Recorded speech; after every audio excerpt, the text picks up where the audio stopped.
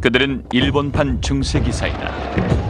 그들은 700년 이상이나 권력의 고삐를 쥐고 흔들던 엘리트 계급이다. 그들은 검과 활의 달인이며 그들만의 엄격한 윤리에 입각해서 사납게 싸웠다. 그들은 외국 침입자들과는 물론이고 땅과 지위와 명예를 놓고 자기들끼리도 전쟁을 치루었다. 그들의 무예와 자기 단련은 오늘날까지도 이어지고 있다. 그들은 사무라이다.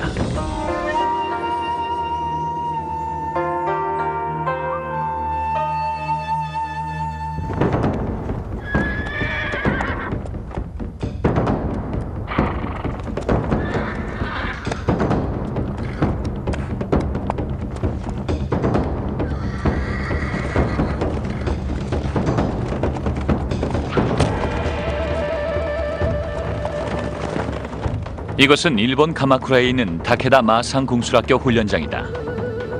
연습생들이 1300년 된 일본 전통 무술을 교육받고 있다. 말을 타고 활을 쏘는 마상무술인 야부사메의 의장대 시범이 진행 중이다.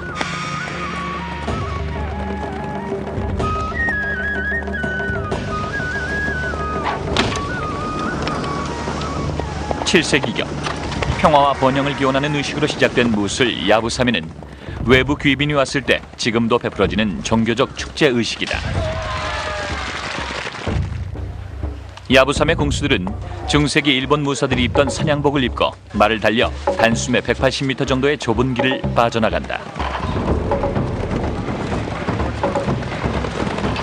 그러면서 60m 간격으로 줄지어 서 있는 3개의 표적을 쏘아 맞춘다. 관역에 명중하면 행운이 온다고 믿는다.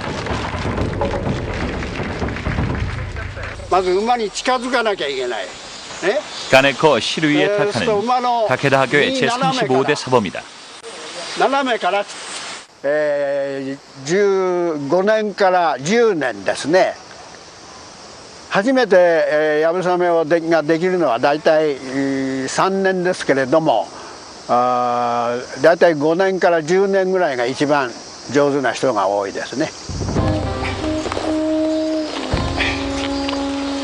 야부사메용 말 한 장과 박차는 승마자의 발을 잘 받아들이도록 만들어져 있다. 박차라기보다는 그냥 발판 같지만 반드시 그렇지만도 않다. まっすぐ。それはあぶみによってそれができる。あぶみをしっかり踏むからそういう体が走ってても体が移動しない、動かない。 오늘날 마상궁술은 극소수 선수들만이 할 수 있는 고난도 기술이다. 그러나 과거에 이것은 사무라이라고 하는 엘리트 무사들이 흔히 하는 평범한 기술이었다.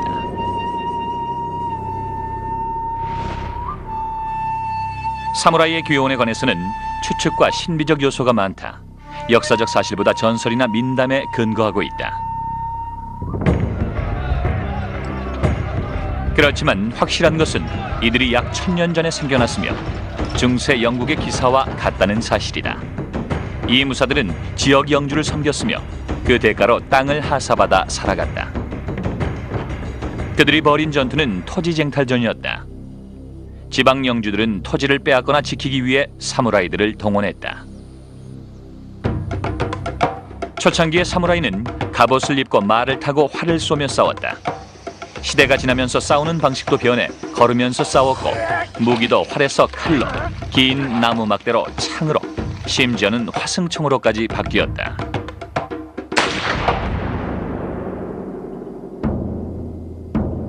그들의 정신세계는 불교와 일본 토속 신앙인 신토가 결합된 것이다.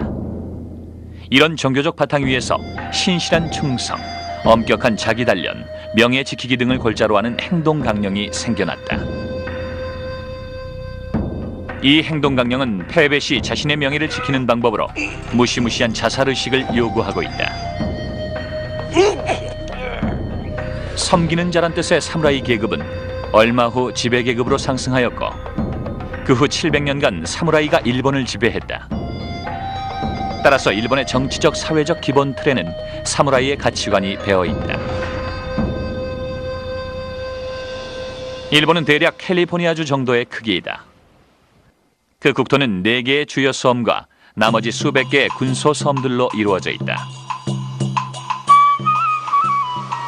일본 열도에는 기원전 3만 년 내지 12,000년경부터 사람이 살았다.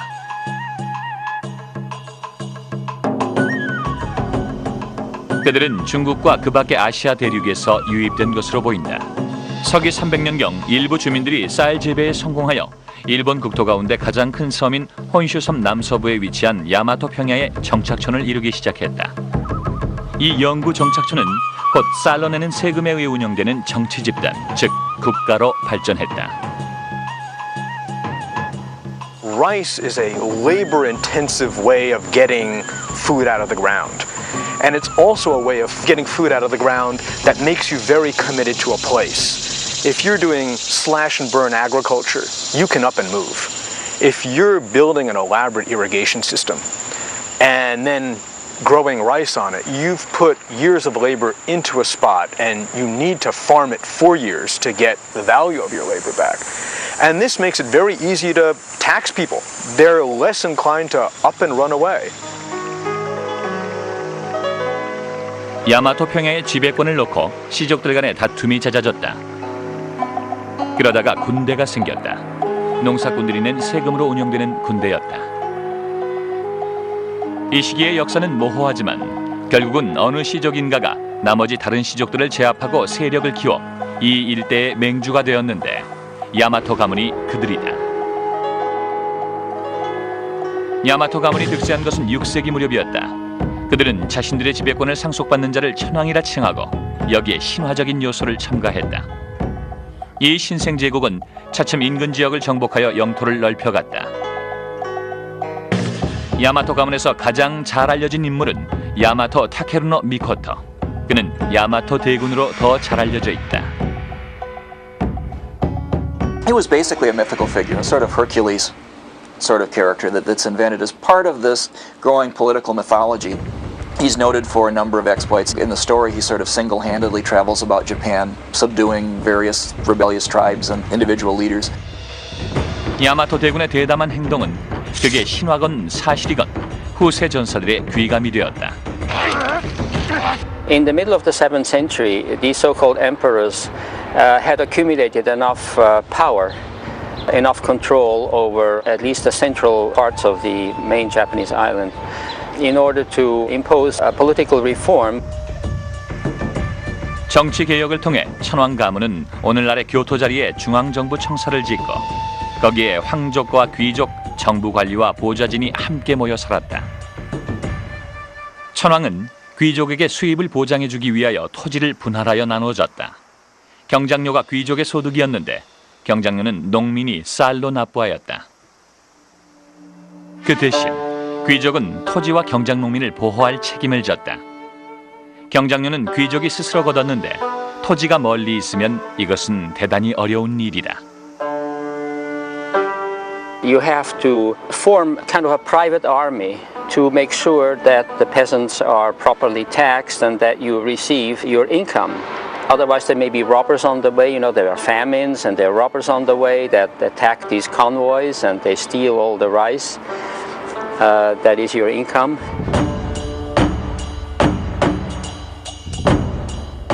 이 사병 조직은 제국 변두리에 살던 전사 가문에서 충원되었다. 그들은 대개 몰락한 귀족의 후손이었다. 교토의 귀족 인구가 늘어나자 새 귀족들은 변방을 개척하여 자신의 토지를 스스로 마련해야만 했다. 이들은 말을 타고 활을 쏘는 것이 주된 무기였다. 변방 생활은 그들을 사납게 만들었다. 이들은 교토 귀족들의 사병으로 고용되기도 하였다. 여기서 섬기는 자라는 뜻의 사무라이 계층이 생겨나게 됐다. 이들은 섬김의 대가로 귀족의 토지의 일부를 할당받았다. 여기서 사무라이의 전통이 확립되었다. As more they were in demand, these warriors, the more powerful they became. Why? Because they also had to be paid in land. There was no money, right? And so sometimes the official in Kyoto had to divide his land from which he drew his income into half. One half would be his income, the other half would go for payment of the warriors who secure your whole area militarily. 10세기, 11세기에 이르게 되자 사무라이 가문 가운데는 광대한 토지를 가지고 휘하에 거대한 군사 조직을 갖춘 군벌 같은 존재가 나타났다. 이들은 서로 패권을 다투기도 했다. 이들 중 누군가가 나서면 얼마든지 교토의 제국을 쓸어버리고 권력을 쥘 수도 있을 정도였다. 그러니 사무라이 계층이 권력을 쥐는 것은 시간 문제였다.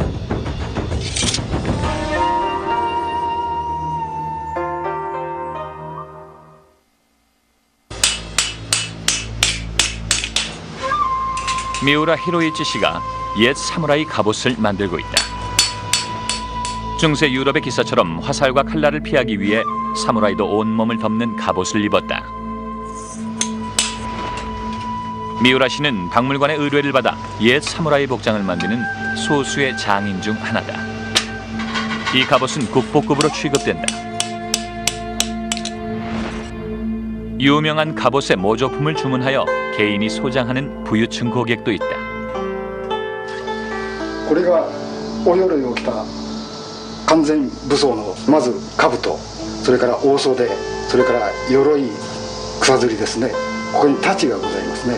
それからここに弓のエビラがございます。それからですね、ここに珍しいのがですね、腹手というものをですね着用した武士がいますですね。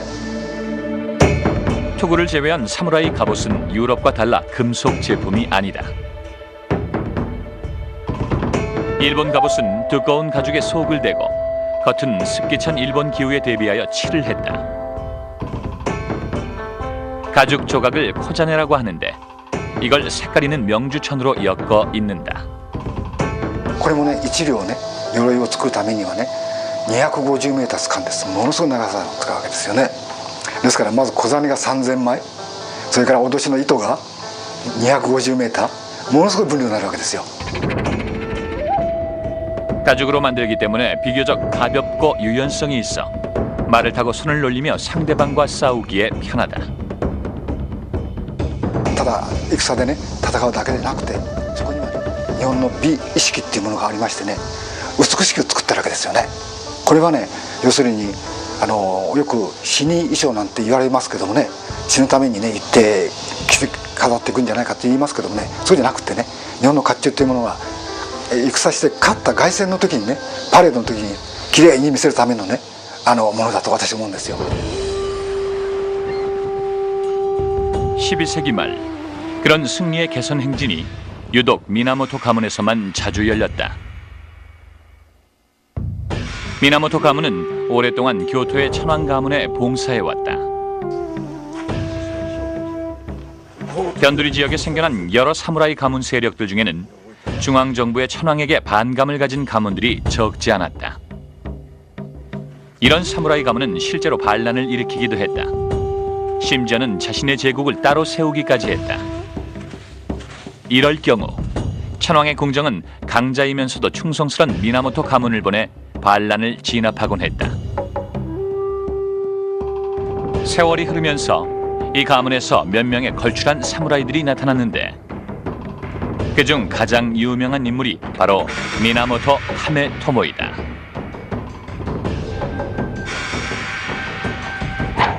He's supposed to have been a giant, well over 6 feet tall. His left arm is supposed to have been 6 inches longer than his right arm, which means that he's got an unusually long bow draw. 전술이긴 하지만 그는 화살 한 방으로 적선을 격침시킨 적도 있었다고 한다. 1156년 천황이 갑자기 죽자 자손들 간에 누가 황위에 오르느냐를 놓고 내분이 일어났다. 각자 자기 편을 동원하다 보니 결국 사무라이 가문 간의 청부 전쟁이 벌어진 것이다.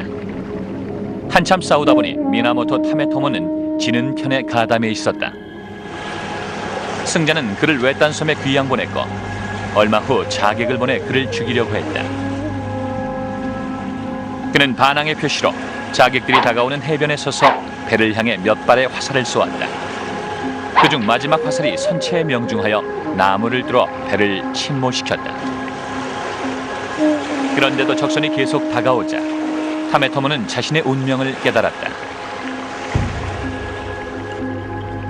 적의 손에 죽지 않기로 결심한 그는 해변을 떠나 딴 곳으로 가서 자신만의 독특한 방법으로 생을 마감했다. 타메토모는 배를 자른다는 뜻인 하라키리로 자살했다. 그는 칼날을 자기 배 한쪽 깊숙이 찌른 후 횡으로 긋고 위아래로 배를 갈라 처참한 고통 속에 서서히 죽어갔다. 이런 상상할 수 없을 정도로 고통스러운 방법을 택하는 것은 자신의 자살이 두려움 때문이 아니라 명예를 지키기 위해서라는 걸 보여주기 위해서였다.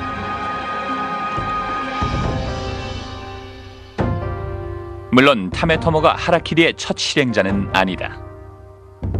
하지만 그는 하라키리 하면 가장 먼저 떠오르는 이름이 되었다. 훗날 이것은 싸움에 진 사무라이들이 흔히 하는 일종의 의식이 되어버렸다. 셋부쿠라고도 하는 이 의식은 복잡한 규칙이 있다. 이 의식의 규칙에 따르면 칼을 든 보조자가 있어야 한다. 이 보조자를 가이샤쿠닌, 즉 중개인이라고 하는데 그는 할복자의 목을 베어 고통을 덜어준다.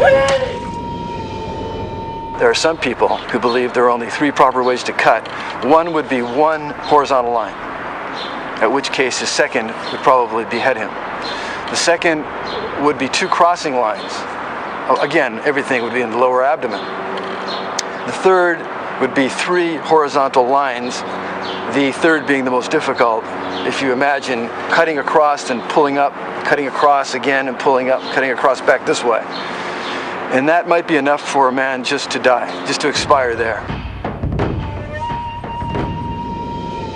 A lot of theories as to why this particular form of suicide becomes popular.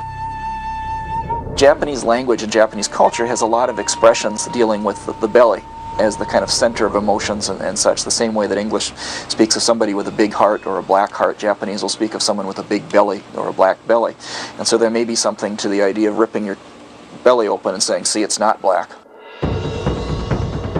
타메토모가 죽은 후 그의 조카 요리토모가 일본 최고의 군사력을 자랑하는 미나모토 가문의 뒤를 이었다. 1192년 천황은 요리토모를 쇼군에 임명했다. 쇼군은 과거 제국 변방의 오랑캐를 진압하던 사무라이 군대의 우두머리에게 주던 칭호였다. 그런데 요리토모는 이 잠정적인 칭호를 영구적인 것으로 만들었다.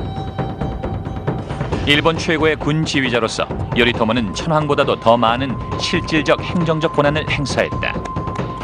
그 결과 당시 일본의 국가 사정은 오늘날의 영국과 비슷해졌다.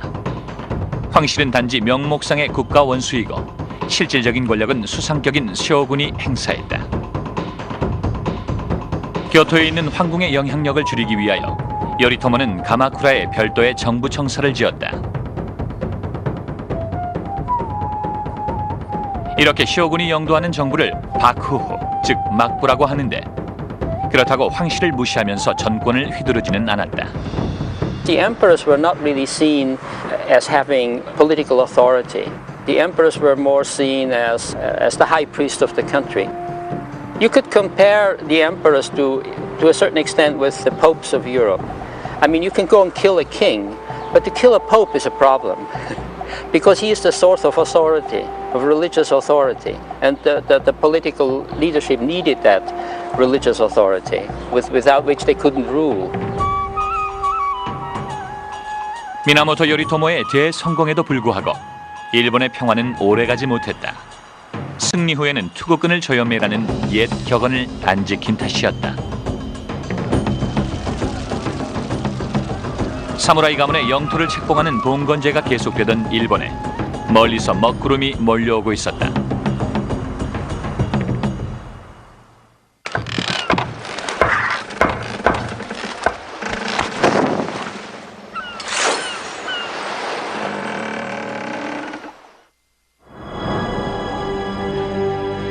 풀리지 않는 역사의 미스터리, 그 속에 숨겨진 비밀은 무엇인가?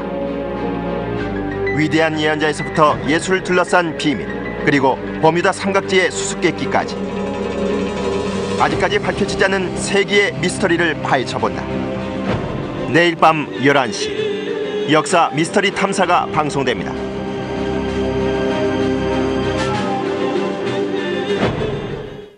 역시 인사돌. 써보니까 다르지? 진짜 좋아졌어. 거봐. 아, 참고 용하네. 기가 막히다니까요. 대한민국 인범량 인사돌. 인사돌 구원할 만하죠. 써보면 다 알아요. 역시 인사돌. 그 참 신통하네. 쓰길 잘했죠? 어때? 살맛나지? 이 정도는 거뜬합니다. 대한민국 인범량 인사돌. 인사돌 구원할 만하죠. 써보면 다 알아요.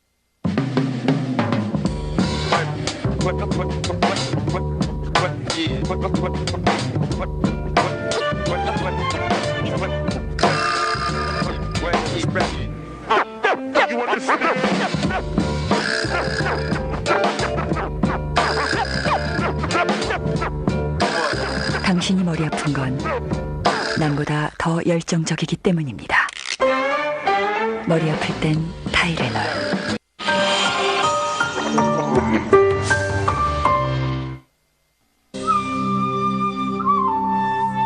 1274년 일본은 아시아 대륙으로부터 심각한 위협에 직면했다. 탐욕스러운 몽골 군대가 지난 세기 동안 중국 대륙과 고려를 정복한 데 이어 이제 일본의 눈독을 들인 것이다. 전설적인 몽골 지도자 쿠빌라이 칸은 일본 천황에게 조공과 납세를 요구하는 친서를 보냈지만 도대체 아무 답신도 받지 못했다. 분노한 칸은 함대를 보내 이 불손한 변방 국가를 혼내기로 했다. It's the only time between the early 500s and the 20th century that Japan was invaded by a foreign power, and one of only 2 times that the Japanese warriors actually fought a foreign enemy. 몽골군은 고려 기지에서 수천 명이 수백 척에 나누어 타고 원정에 나섰다. 그들은 일본 본토의 맨 남쪽 섬인 큐슈의 하카타만에 상륙했다. 여기서 사무라이 방어군은 뼈저린 교훈을 얻게 된다. 몽골군의 전투 대형은 전혀 달랐다. 이 시기의 사무라이식 전투는 말을 타고 활로 겨루는 일종의 의식 같은 결투였다. 자존심 강한 적들이 말을 타고 1대1로 겨루었다.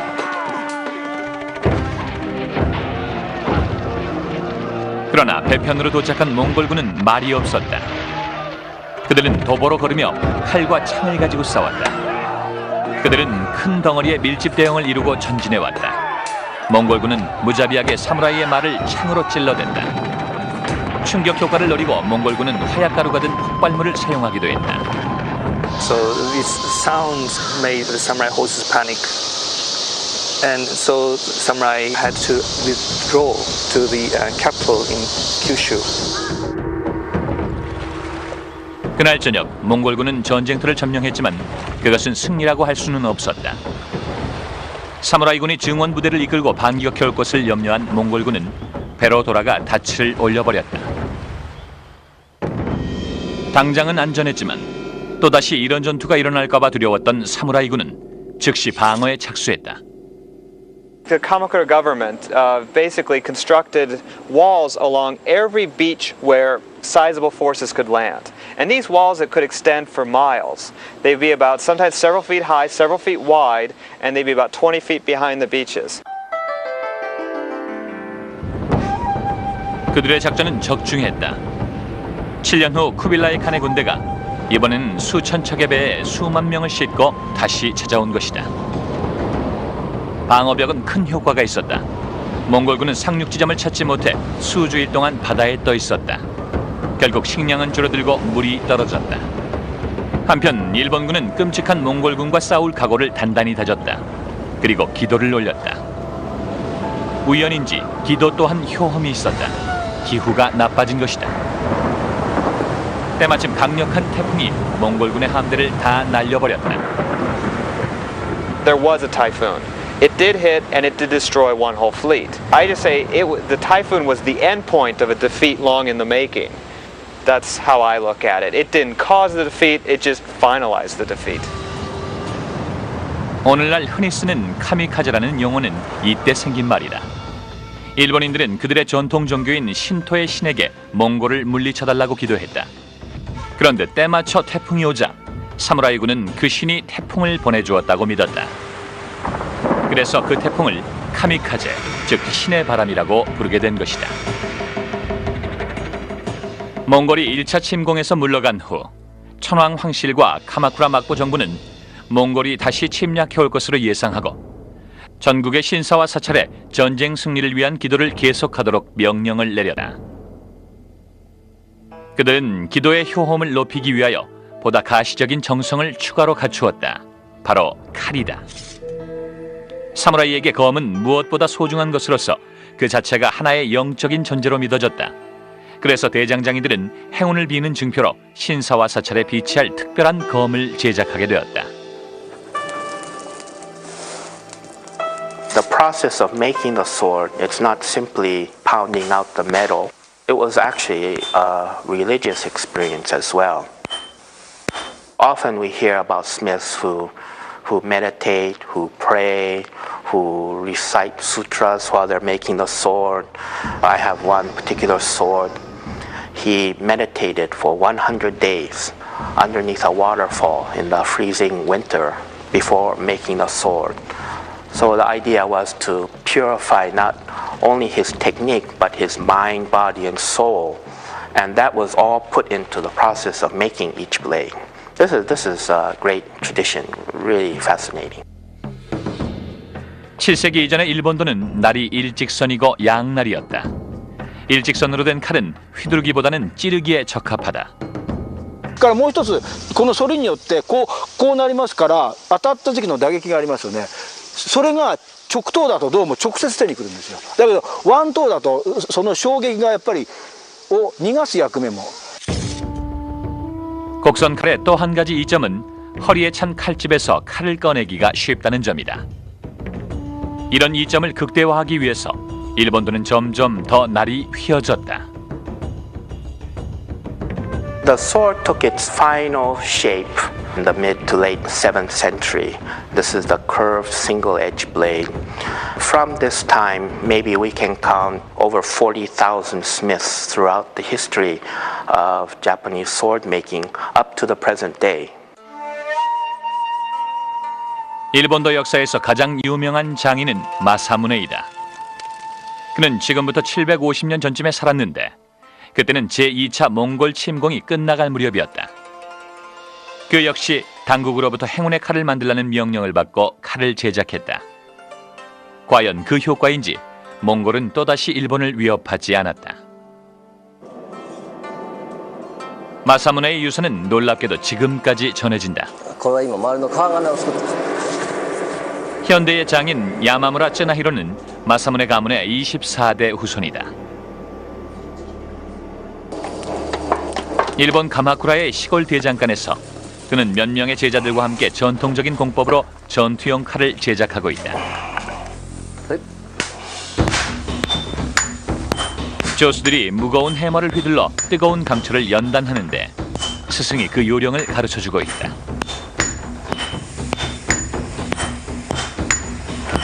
僕の座ってる場所は音楽でいうとコンダクターの座る場所です。それで手に持ってるハンマーで打つ場所とか早くやれとか遅くやれとかジェスチャーで示すそういうところの場所ですね。入れる方法なんですけどこれは今周りの川金を作ってます。 이 연단 과정에서 야마무라는 이따금 쇳덩어리를 까맣게 태운 지폐체에다 굴려서 탄소 성분을 보강한다. 탄소 함량에 따라 칼의 유연성이 달라지기 때문이다.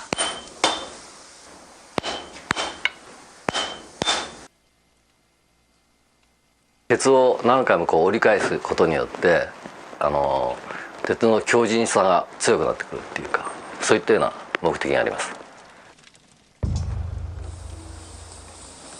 강철이 접힐 때마다 붕산을 넣어 산소를 제거함으로써 녹쓰는 것을 방지한다.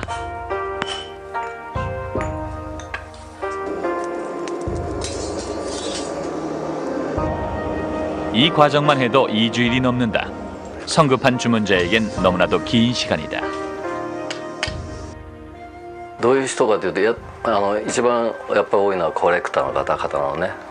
それからあとは自分の何か目的があってそれに初めて勝った時のなんていうんですか記念すべきこれから先自分の守り方になるような感じですか、そういうような人が多いですよね。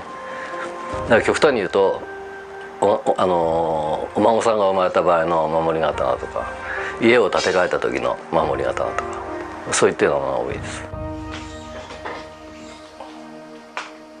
제작이 끝나면 자신의 서명을 새겨넣는다. 완성한 기분이 어떠냐고 묻자 엄청난 무게가 실린 대답을 한다. 自分の生きてる証です。っていうのは刀に目を入れると1000年ぐらいねずっと続いていくから、その時代に生きたっていう証だなっていうふうに思ってますけどね。 그의 말대로 그의 선조들이 700년 전에 제작한 칼이 지금도 개인 소장품으로 남아있다. 몽골 침공 이후 제작된 칼이 당시의 모습을 그대로 간직하고 있는 것이다. 이 단순하면서도 호사스런 일본도들은 대단히 값진 호신용구이며 전사 신분의 상징물이다. 그래서 이런 칼을 사무라이의 혼이라고 한다.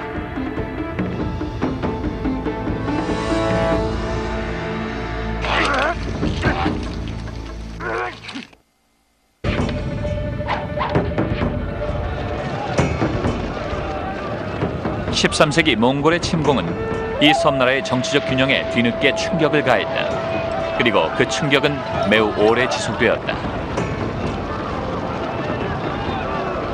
그 충격으로 인해 결국 일본은 전국시대라고 이름지어진 내란시대로 접어들게 되었다. 이 혼란의 시기에 그 어느 때보다 큰 영향력을 행사한 것은 바로 사무라이의 가문들이었다. 사무라이는 거저 싸워주지 않았다. 자기 노력에 대한 대가를 반드시 기대했다. 그들은 무기나 갑옷, 시종 등을 대가로 받았다. Every act required compensation. And if there was an obligation, it was for lords to adequately compensate their followers. A lord that was too stingy could not garner enough support and the warriors would leave him. 보상은 노획한 땅의 일부를 떼어주는 방식으로 실시됐다. 그러나 몽골 침투 때는 새로 정복한 땅도 노획한 전리품도 없으니 나누어 줄 것이 없었다. 많은 사무라이 가문들이 국방을 위하여 큰 경비를 지출했지만 쇼군도 천황도 이를 보상해주지 못했다. 결국 사무라이들은 분개했다. 쇼군과 천황을 섬겨보았자 아무런 보상이 없으므로 멋대로 행동하기 시작한 것이다. 1400년대 말 국가 권력은 결국 지방 유력자들에게 분산되고 말았다. 이들이 다이묘들이다. When you literally translate that term, it means great name. It just means great person. And it emerges in the 1400s and really the 1500s as a title warlords give themselves. 그 이전의 사무라이들은 천황이나 쇼군으로부터 이 칭호를 받고 행복해했었다. 그러나 이제 그런 시대는 과거가 되어버렸다. You're a daimyo pretty much because you call yourself a daimyo.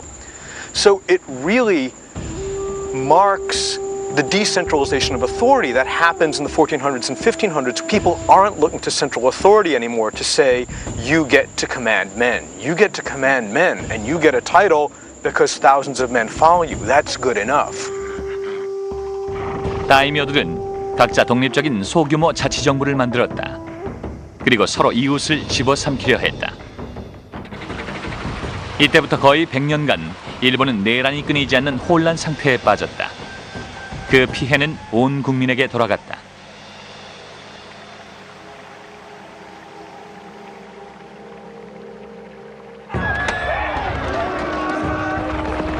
사회 엘리트 계층 내에서 싸움이 일어났다.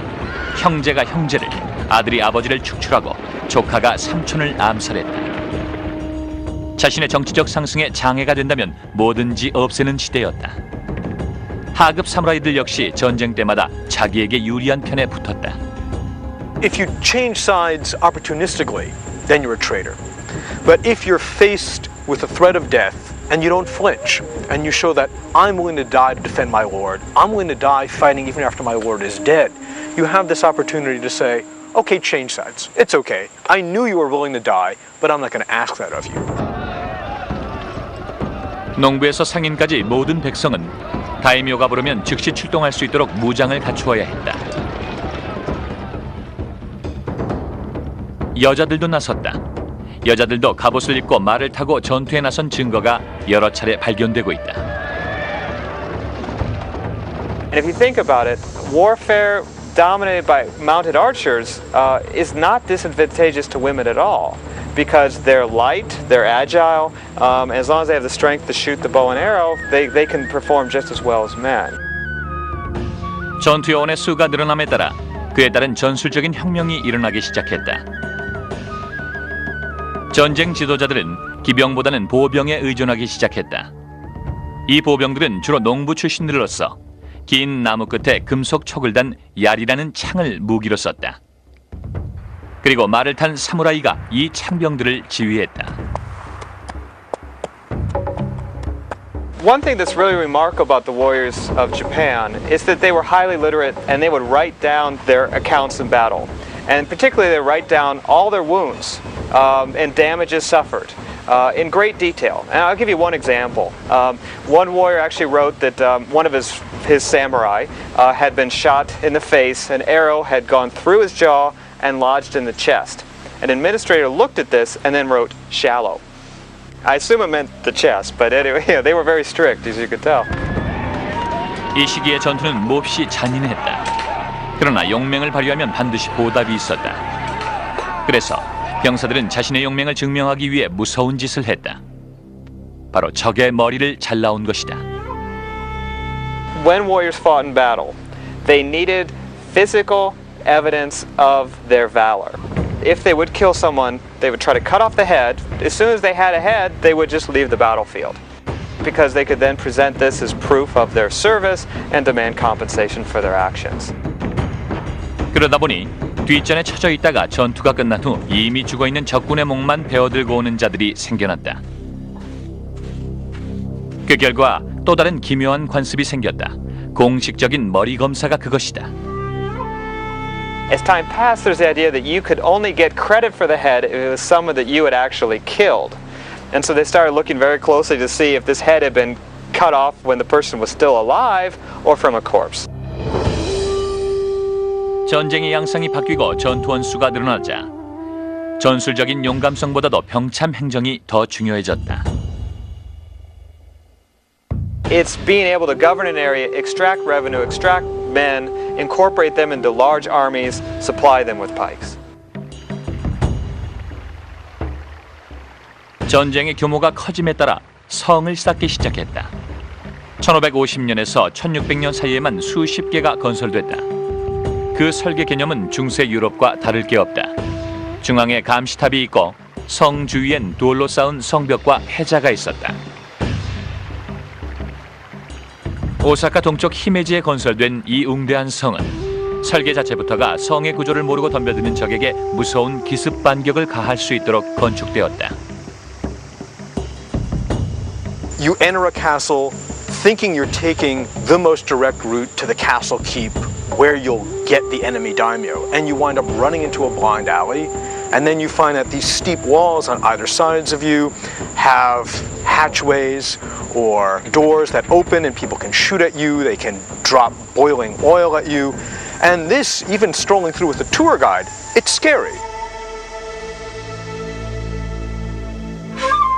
이처럼 대군과 거대한 성체의 시대가 됐지만 단독으로 적과 얼굴을 마주하고 싸우는 전통적인 사무라이 정신이 완전히 사라진 것은 아니었다. 전설에 따르면 한 번은 경쟁 관계인 두 다이묘 간에 육박전이 벌어졌다고 한다. 다케다와 우에스기는 비슷한 나이였고 그 시대의 가장 힘있는 세력들이었다. 그런데 둘은 서로 국경을 접하고 있어서 오랜 숙적 관계였다.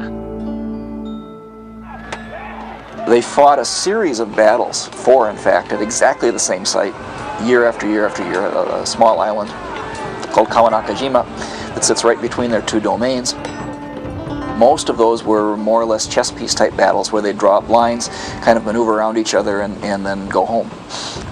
with very little shooting down. 그러나 이 둘 간의 결투 중 한 번은 진짜 유혈 전투였다고 한다. Supposedly, at some point during this battle and all the confusion, Takeda Shingen, who was sitting behind lines directing troops, found himself cut off from his own bodyguard, and Uesugi Kenshin and his immediate guard had managed to penetrate the Takeda lines to get in close to Shingen. So supposedly Kenshin came riding at Shingen, sword drawn, and tried to slash at him, and Shingen, who was sitting in a chair at the time, then blocked the sword strike with his war fan, his baton, essentially. By the time Kenshi could wheel his horse around for another strike, Shingen's bodyguard was rejoining him, and he decided that he had to leave. 이 이야기는 두 가지를 느끼게 한다. 하나는 두 다이묘 간의 오랜 반감이고, 다른 하나는 둘 간의 일종의 정감이다. 중세기의 군대가 반드시 필요로 했던 천연 자원이 있다. 소금이다. 소금은 중세기 군대의 다목적 필수품이었다. 소금의 중요한 용도는 치료와 식량 보존이었다. 다케다 신겐의 영토인 카이 지방은 내륙이라서 직접 바다에 접근할 수가 없었다. 그러니 타지방으로부터 소금을 수입할 수밖에 없었다. 만일 다케다가 자기 주변의 두 나라 모두와 동시에 사이가 나빠진다면 그는 소금을 구할 길이 없게 되는 것이다.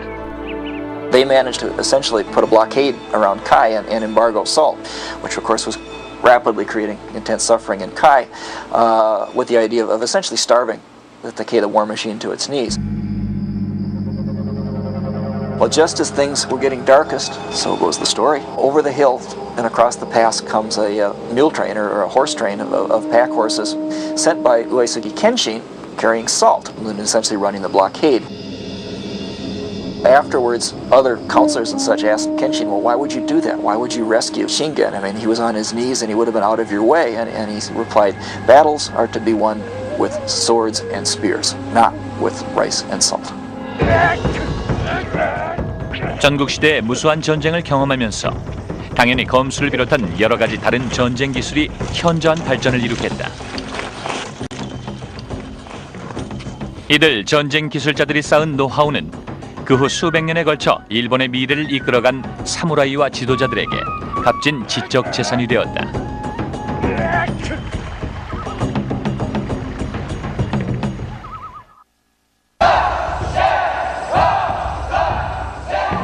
일본의 인류대학인 동경대학교의 품위 있고 고색 창연한 체육관에서 학생들이 저녁 훈련을 하고 있다. 이른바 칼의 길이라 불리는 검도, 즉 켄도이다. 검도는 서양의 펜싱 경기에 해당한다. 그러나 과거의 검도는 전투 무술이었다. 사무라이 검사들이 배우고 썼던 실전 검술인 것이다. 고바야시 히데오는 이 대학교 검도 프로그램의 사범이다. 사무라이가 こうやってましたですよね。表芸っていう、武芸18番って言いましていろんなありましたね。馬術とか弓道とかいろんな柔術も含めてね。で剣道が表芸で、もう剣道は武士ではもう必修科目だったんですね。でそれで剣道がもう一番大切なあれで。 처음에는 단단한 목검을 사용했다. 그러나 세월이 흐르면서 안전상의 이유로 단단한 목검 대신 가볍고 유연한 죽도로 바뀌었다. 훈련 때 학생들은 철망으로 된 머리 보호구와 몸 가리개를 착용하게 된다. 여러 가지 워밍업을 거친 후 학생들은 1대1 대련에 들어간다. 승패는 점수로 가리는데 성공적인 공격에 점수를 준다. 공격자는 공격을 가할 때 큰 소리를 지르는데 이것이 바로 기합이다. 공격자는 기합을 질러 몸과 마음을 집중하여 강한 공격을 할 수 있게 되는 것이다. すごく激しいのですごく礼儀が大切にしてるんですね。日本の伝統文化って言われる剣道はすごくね礼法を大切にしてる。だから礼に始まって礼に終わると言われてます。 검도의 초보적인 형태는 전국시대에 생겨났다. 연대로는 대략 서기 1470년에서 1570년 사이이다. 다이묘들은 어떻게든지 전쟁에 이겨야 했으므로 무술 전문가들을 고용해서 사무라이들을 훈련시켰다. Until then, most military training was very informal and mainly family-based. Beginning in the 1400s, you start to find warriors reaching out beyond that, and you find warriors that develop reputations as particularly good fighters or being particularly good with one or another weapon, beginning to systematize what they're doing and to begin to think in more depth about, okay, why am I winning all of these fights, and suggesting that maybe I can teach this to other people. 그래서 사무라이 간의 사제지간이 생겨나게 됐다. 다이묘의 지원으로 고수들이 운영한 무술 학원들이 계속 문화생을 배출하다 보니 무술의 공식적인 학파들이 생겨나게 되었다. 그중 으뜸은 일본 역사상 가장 위대한 검술가인 쯔가하라 보쿠덴의 학파이다. 1490년 한 사무라이 가문에서 태어난 보쿠덴은 시대를 초월하는 검술의 달인이었다. 그는 30차례나 전쟁에 출격하였고 1대1 대결을 19차례나 치루어 모두 상대방을 죽였다. 그의 검술은 그를 유명하게 만들었지만 그로 인해 괴롭고 위험한 신세가 됐다. 자신의 실력을 가늠해보려고 여기저기서 도전자가 나타난 것이다. 한동안 보쿠덴은 이 도전에 일일이 응했다. 그러나 나이가 들자 이런 불필요한 전투에 임하는 그의 태도에 일대 변화가 생겼다. 그는 무술의 궁극적 목적은 최소의 타격으로 충돌을 해소하는 데 있다는 철학을 터득하게 되었다. 불필요한 유혈을 최소화하자는 생각 때문이었다. 그렇지만 젊은 도전자들은 그를 계속 자극했다. 한 번은 내륙의 호수를 건너는 여행 중에 한 젊은 호전적인 사무라이가 보쿠덴과 결투를 요구했다. The other samurai keeps pestering him and pestering him, and he finally decides that he's not going to get rid of him. So he says, okay, well, look, if we're going to do this, we don't have room on the boat. Let's go over on shore. There's an island over there where we can be dropped off over there and we can fight there. Well, as they pull up on shore and the other samurai jumps out of the boat, then Bokuden casts off and pulls back out in the stream, leaving the guy shouting at him and saying, well, what are you doing here? And he says, well, my style of swordsmanship involves fighting without fighting. 보쿠덴은 80살까지 장수하다 1571년에 노환으로 죽었다. 그가 남긴 검술 유산은 오늘날의 일본 무예 가운데 여러 형태로 계속 전해지고 있다. 사무라이 검술에는 비무장 상태의 권법도 있고 검도에서 주검을 사용하듯 목검을 사용하는 무술도 있다. 그러나 역시 가장 중심이 되는 것은 진검, 이른바 사무라이의 혼을 가지고 싸우는 검법이 있다. 예를 들면 이아이도가 그 중에 하나다. 이아이도란 상대방의 기습 공격에 대하여 진검으로 대항하는 방어법이다. 사무라이들은 공격에 대해 반사적으로 즉각 대응하는 훈련 방법으로 이아이도를 이용했다. 이아이도는 불필요한 신체 동작을 일절 없애준다. 그리고 마음을 진정시켜 평화롭고 조화를 이루면서도 적극적이고 준비가 잘 된 정신 상태를 이루게 해준다.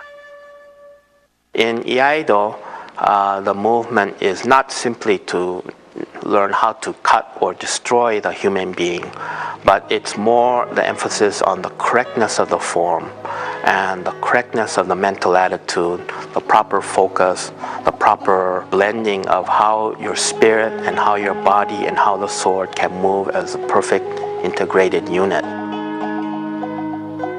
이것은 단독 실행 자세이다. 적이 앞에 있다고 상상하고 그를 물리치는 일련의 동작을 펼친다. At the moment, the person has the sense to attack. The sword is drawn, the opponent is cut down, and the sword is returned to the scabbard in one motion, almost as if nothing happened. 대련에도 역시 일정한 기본 폼이 있다. 그러나 이 폼을 완벽하게 실행하려면 오랜 시간의 수련이 필요하다.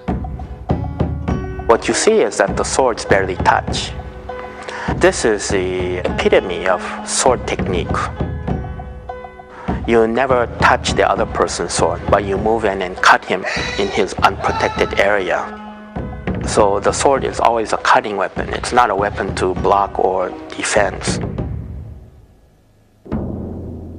오늘날에야 칼을 들고 덤비는 적이 없기 때문에 누구를 벨 일은 없다. 그러므로 현대인이 이 무술을 배우는 것은 상대방과의 결투를 위한 것이 아니라 심신수련을 통하여 몸과 마음의 조화를 얻기 위해서이다. 그러나 16세기 사무라이들은 심신수양보다는 적을 죽이는 기술을 얻기 위하여 각종 무술을 연마했다. 찌가하라 보쿠덴 같은 달인들이 개발한 검술은 그런 면에서 큰 도움이 되었다. 그 결과로 사무라이 난립 시대가 끝나갈 무렵 일본에서는 피비린내가 진동하게 된다.